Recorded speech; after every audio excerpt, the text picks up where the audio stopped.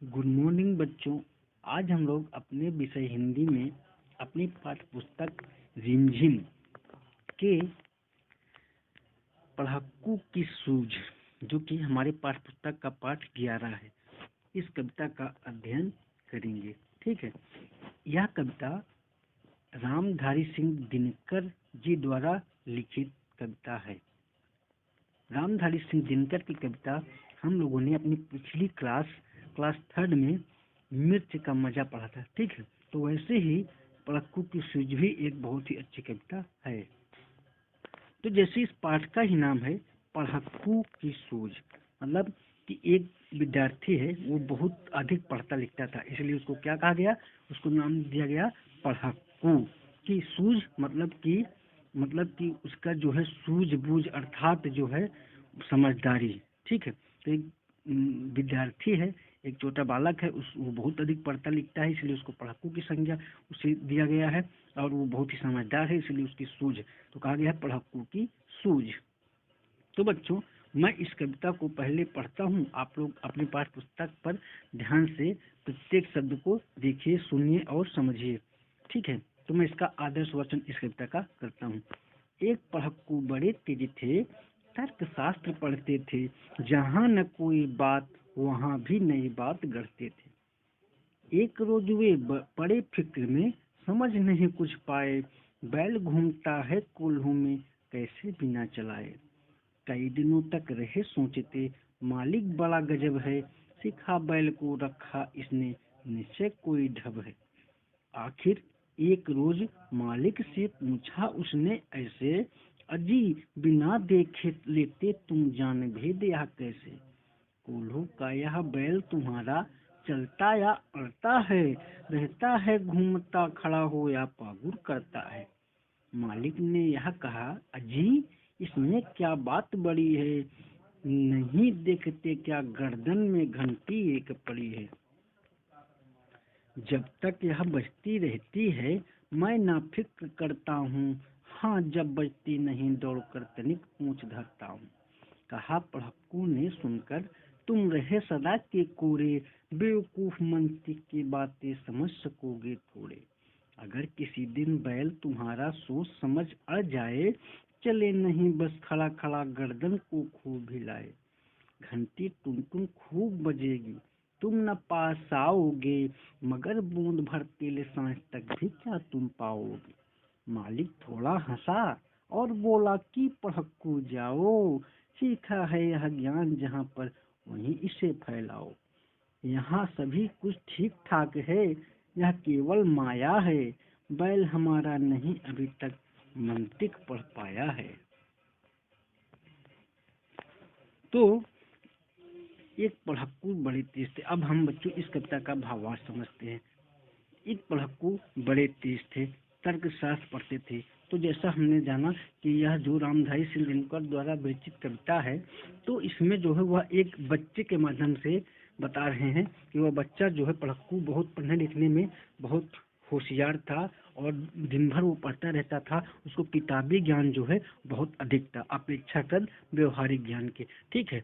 वो जब सभी बच्चे खेलते थे, कोई गेम्स खेलते थे या कुछ भी अदर एक्टिविटी करते थे, लेकिन वह जो पढ़ाकू था वह सिर्फ किताब में ही पढ़ता रहता था हमेशा। ठीक है बच्चों। तो एक पढ़ाकू बड़े तेज थे, एक थे पढ़ाकू, इसलिए उसको लोगों ने कहा कि उसका नाम रख दिया, उसको संज्ञा दे दी पढ़ाकू की। तो पढ़ाकू थे, वो बहुत तेज थे पढ़ने लिखने में, तर्कशास्त्र पढ़ते थे, मतलब कि उन्हें तर्क लॉजिक, वो जो है हर विषय पर एक अपना लॉजिक देते थे। ठीक है। तो पढ़ाकू थे, वो पढ़ने में बहुत तेज थे, और वह तर्क की बातें करते रहते थे। जहाँ न कोई बात तो वहाँ भी नई बात गढ़ते थे।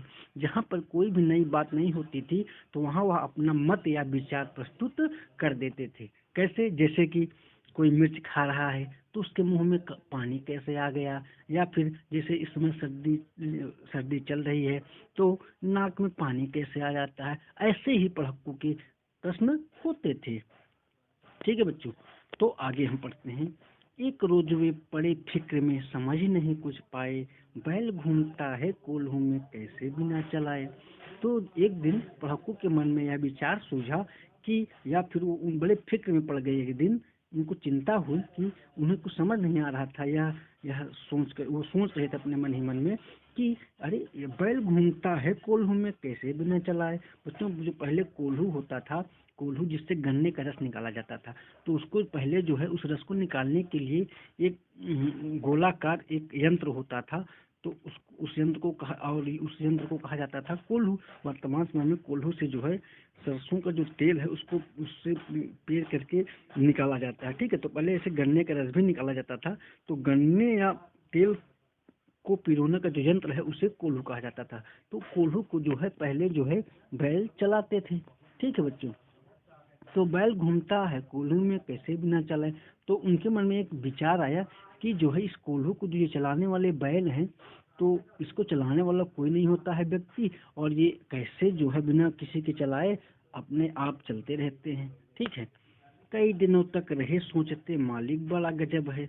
तो वह जो पढ़ाकू थे वह मन ही मन सोचा करते थे, अरे काफी दिनों तक वह ऐसा सोचते रहे अपने मन ही मन में कि मालिक जो है बड़ा गजब है इसका। सिखा बैल को रखा इसने निश्चय कोई ढब है। जरूर ढब मतलब कि इसने जरूर कोई विशेष ज्ञान जो है अपने बैल को दे रखा है, तभी जो है यह बैल जो है कभी भी बिना मालिक के जो है अपने आप चलते रहते हैं। आखिर एक रोज मालिक से पूछा उसने ऐसे, अजी बिना देखे लेते तुम जान भेद यह कैसे। आखिर एक रोज उसने मालिक से, वो पढ़ाकू से रहा नहीं गया, और उसने उस बैल के मालिक से, जो कोल्हू चलाते थे बैल, उनके मालिक से एक दिन पूछ ही लिया कि अजी बिना देखे, मतलब कि आप बिना देखे जो है तुम इन बैलों को भेद के विषय में कैसे जान लेते हो, अर्थात यह बैल जब नहीं चलते हैं तो आप कैसे इनका अनुमान लगा लेते हैं कि हमारे बैल नहीं चल रहे हैं। कोल्हू का यह बैल तुम्हारा चलता या अड़ता है, रहता है घूमता, खड़ा हो या पागुर करता है। आखिर जो ये कोल्हू के आपके बैल हैं, ये चलते हैं या फिर कभी कभी जैसे इनकी इच्छा हुई बैलों की कि हम खड़े हो जाएं, तो आपको इसका पता कैसे चलता है। रहता है घूमता, खड़ा हो या पागुर करता है, कि यह बैल कब घूमते हैं या फिर कब वो बैठकर पागुर करते हैं। पागुर बच्चों, ये जो पागुर शब्द है इसका अर्थ होता है, जो ये बैल होते हैं तो या पशु होते हैं, पशु जो है ये पशु जब अपने भोजन को पचाने के लिए यह जो है जब बैठे रहते हैं तो अपने मुंह को चलाते रहते हैं, तो उसी को कहते हैं पागुर करना। ठीक है, तो इससे जो है इनका जो भोजन होता है वो पच जाता है। तो वही पढ़ाकू कह रहे हैं कि आपको यह कैसे पता चलता है कि यह मतलब कि कोल्हू को उस यंत्र को चला रहे हैं या फिर रुके हुए हैं। ठीक है, मालिक ने यह कहा। जब पढ़ाकू की बात मालिक ने सुना, उस कोल्हू को चलाने वाले बैल के जो मालिक थे, उन्होंने जब सुना तो उन्होंने कहा, मालिक ने यह कहा, अजी इसमें क्या बात बड़ी है, नहीं देखते क्या गर्दन में घंटी एक पड़ी है। अरे पढ़ाकू, तुम यह नहीं देख रहे हो क्या कि जो हमारे ये बैल हैं, इनके जो गर्दन में हमने एक घंटी जो है वो हमेशा आवाज करती रहती है। अगर ये खड़े होंगे तो वह घंटी आवाज नहीं देगी, तो हम समझ जाएंगे कि ये जो बैल जो है ये खड़े हुए हैं। ठीक है बच्चों, तो आगे अगली पंक्ति, जब तक यह बजती रहती है मैं ना फिक्र करता हूँ, हाँ जब बजती नहीं दौड़ कर तनिक पूछ रहता हूँ। तो मालिक कहता है कि जब वही मालिक जो कोल्हू के बैल हैं, कोल्हू को चलाने वाले जो बैल हैं उनका मालिक, ठीक है, जब तक यह बजती रहती है मैं न फिक्र करता हूँ, जब तक यह घंटी की आवाज़ आती है तो मुझे कोई चिंता फिक्र इन बैलों की नहीं होती है।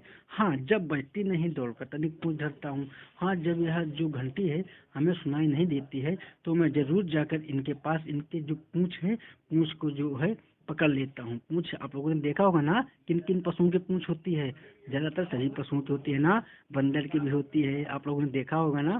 तो ऐसे ही कि तो जब ये नहीं चलता है तो मैं पूंछ को पकड़ लेता हूँ और ये चलने लगते हैं।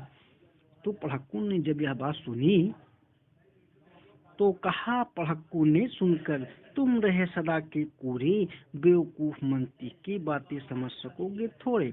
तो पढ़ाकू ने कहा यह सब, इनकी बात सुन करके कि तुम रहे सदा के कोरे, तुम बिल्कुल अनपढ़ ही रहोगे। कोरे मतलब जिसको बिल्कुल, जिसने पढ़ा लिखा ना हो, वो उसे कुछ ना आता हो, ठीक है।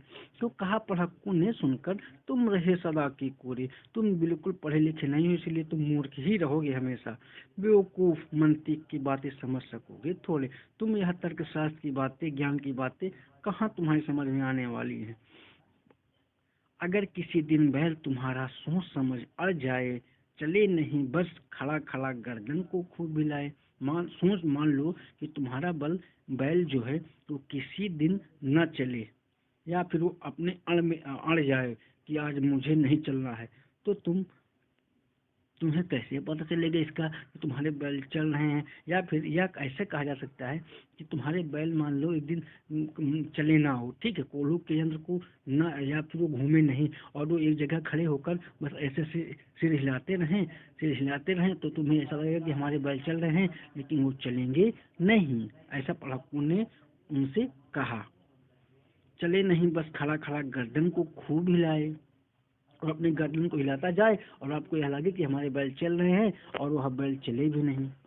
तो पढ़ाकू की यह बात सुन करके अब वह कहते हैं, घंटी टुन टुन खूब बजेगी, तुम न पास आओगे, मगर बूंद भर तेल सांझ तक भी क्या तुम पाओगे। तो पढ़ाकू आगे भी और कहते हैं कि घंटी जो है, जैसे आप कह रहे हैं कि घंटी बजती है, तो मैं समझ जाता हूँ, तो घंटी भी ऐसे में बजेगी और तुम समझ भी नहीं पाओगे कि बैल चल रहे हैं कि खड़े हुए हैं, अड़े हुए हैं, और मगर बूंद भर तेल, और सुबह से शाम भी हो जाएगी, आप ऐसे बैठे रहेंगे, और आपको शाम तक मतलब काफी देर हो जाने तक भी आपको, मगर बूंद भर तेल सांझ तक भी क्या तुम पाओगे, और तुम जो भी रस या तेल है उसको भी आप कुछ भी नहीं आपके यहाँ लगेगा। अर्थात वह सुबह से शाम ऐसे करते रहेंगे और आप बैठे रहेंगे इंतजार में कि अब हमारा रस या तेल निकल रहा है, लेकिन उसमें कुछ आप प्राप्त नहीं कर पाएंगे।